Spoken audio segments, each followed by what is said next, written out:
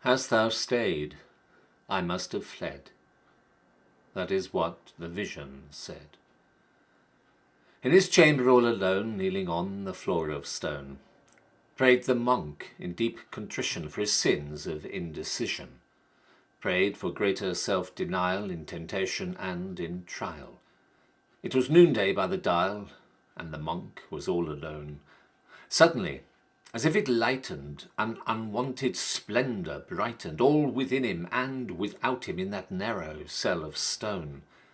And he saw the blessed vision of our Lord with light Elysian, like a vesture wrapped about him, like a garment round him thrown. Not as crucified and slain, not in agonies of pain, not with bleeding hands and feet, did the monk his master see, but as in the village street, in the house or harvest field, halt and lame and blind he healed, when he walked in Galilee. In an attitude imploring, hands upon his bosom crossed, wondering, worshipping, adoring, knelt the monk in rapture lost. Lord, he thought, in heaven that reignest, who am I, that thus thou deignest to reveal thyself to me?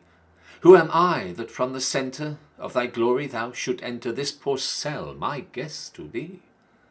Then amid his exultation, loud the convent bell appalling, from his belfry, calling, calling, rang through court and corridor, with persistent iteration he had never heard before. It was now the appointed hour, when alike in shine or shower, winter's cold or summer's heat, to the convent portals came all the blind and halt and lame, all the beggars of the street, for the daily dole of food dealt them by the brotherhood. And the almoner was he, who upon his bended knee, wrapped in silent ecstasy of divinest self-surrender, saw the vision and the splendour. Deep distress and hesitation mingled with his adoration. Should he go, or should he stay? Should he leave the poor to wait, hungry at the convent gate, till the vision passed away? Should he slight his radiant guest, slight this visitant celestial, for a crowd of ragged bestial beggars at the convent gate? Would the vision there remain? Would the vision come again? Then a voice within his breast whispered audible and clear, as if to the outward ear, "Do thy duty, that is best. Leave unto thy Lord the rest." Straightway to his feet he started, and with longing look intent on the blessed vision bent, slowly from his cell departed, slowly on his errand went.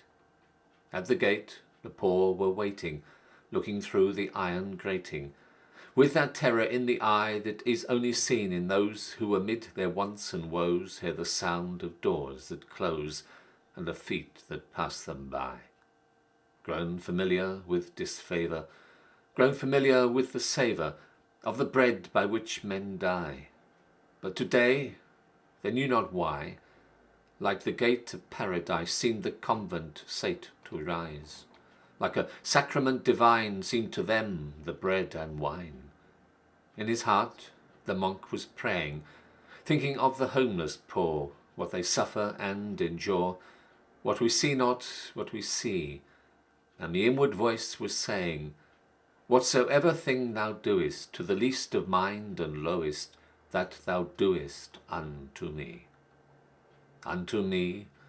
But had the vision come to him in beggar's clothing, come a mendicant imploring, would he then have knelt adoring, or have listened with derision and have turned away with loathing?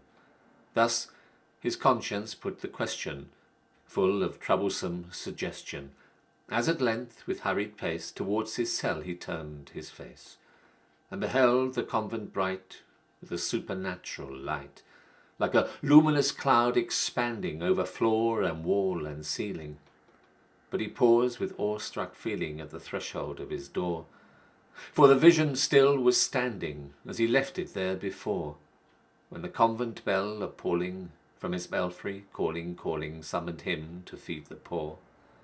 Through the long hour intervening, it had waited his return, and he felt his bosom burn, comprehending all the meaning, when the blessed vision said, "Hadst thou stayed, I must have fled."